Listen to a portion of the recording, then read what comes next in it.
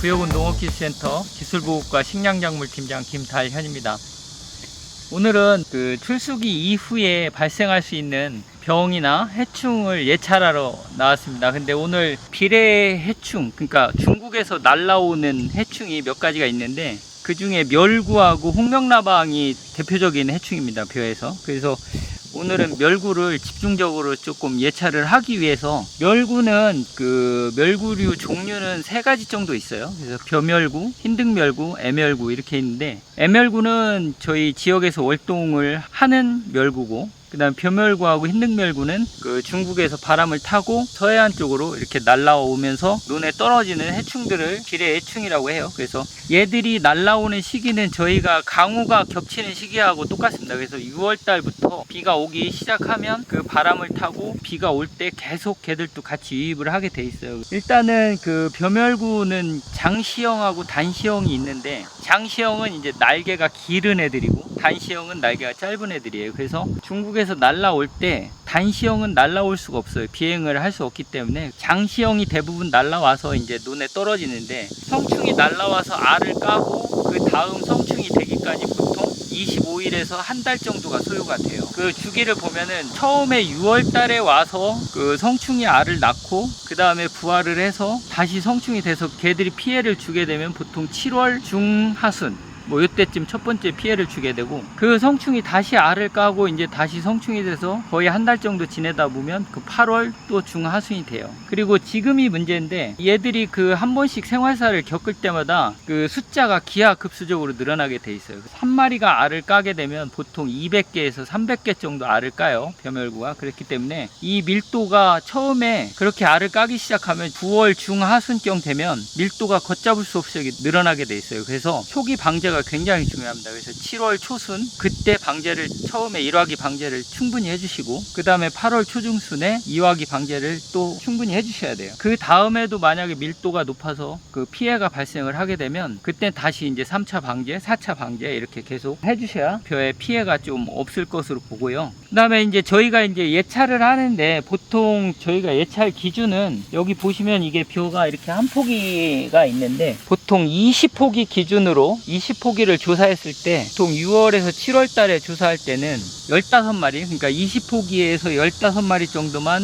발생이 돼도 방제를 해야 되는 수준, 그러니까 요 방제 수준이 되는 거고요. 그 다음에 8월 초순, 중순 뭐 요때 정도면 그 20포기당 보통 50마리 정도가 발견이 되면 방제를 꼭 해야 된다, 이런 기준들이 있고요. 그 다음에 8월 말에서 9월 초순에 또 조사를 하는데, 그때는 20포기당 100마리 정도가 있으면 반드시 방제를 해라, 이렇게 기준을 정해주고 있고요. 그 다음에 지금 이제 9월 중하순경에 만약에 예찰을 했을 때 밀도가 이제 굉장히 높아집니다. 그래서 20포기 내에 400마리 이상이 되면 그때는 반드시 방제를 해라, 이런 기준들이 있어요. 근데 오늘 저희가 여기 보면은 그 조사를 하러 나왔는데, 보통 그 벼멸구는 이런 볏집의 밑에 부분에서 여기 볏집에 붙어서 흡집을 하면서 벼를 좀 말라 죽게 하는, 그래서 나중에 결과적으로 얘들이 군집 생활을 하기 때문에 여기 전체가 이렇게 말라서 이렇게 죽는 현상, 전문 용어로는 뭐 호퍼번이라고 하는데,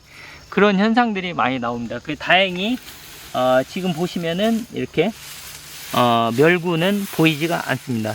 저희가 정밀 예찰도 하고 예찰 계획도 세워서 주기적으로 계속 돌아다니면서 논들을 살펴보고 있는데, 아직까지는 발생을 하지 않아서 올해는 다행히 그렇게 많이 날라오지는 않았어요, 저희 지역에는. 그래서 피해는 없는 상황인데, 지금까지 발생을 하지 않았다면은 올해도 벼멸구 피해는 그렇게 많지는 않을 것으로 예상이 됩니다. 근데 오늘 여기를 나와 보니까 깨시무늬병, 이렇게 지금 보면 깨시무늬병이 굉장히 좀 심하게 발생이 되고 있습니다. 이 깨시무늬병이 발생하는 논의 특징은 사질답이라는 특징이 있고요.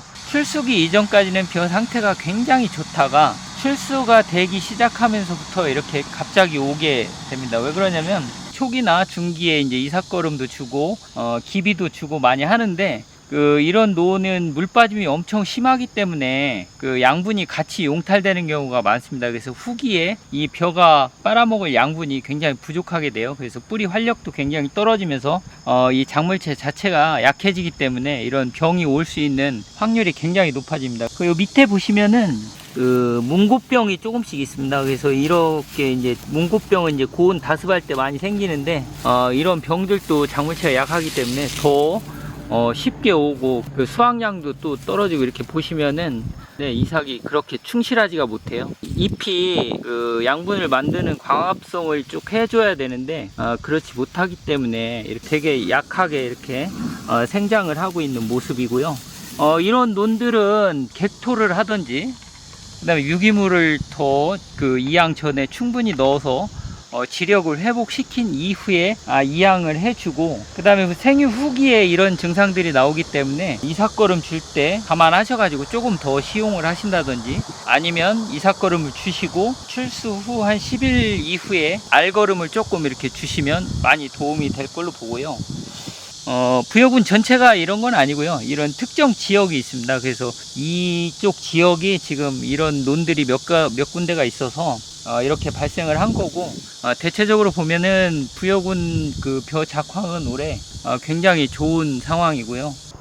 올해 굉장히 덥고 비도 막 국지적으로 호우도 많이 오고 굉장히 안 좋은 영농 여건이었지만, 그래도 저희 기술센터나 농업인들이 굉장히 좀 열정적으로 이렇게 농사를 하고, 또 저희가 지도도 하고, 그분들이 잘 따라 주셔가지고 오늘 부여는 그래도 벼 쪽에서는 굉장히 좀 성과가 있지 않았나, 보람을 가지고 내년에도 저희가 농업인 여러분들의 불편함이 없이 같이 행복해지는 그런 지도 활동을 계속 이어나갔으면 좋겠습니다. 다음 기회에 또 뵙겠습니다.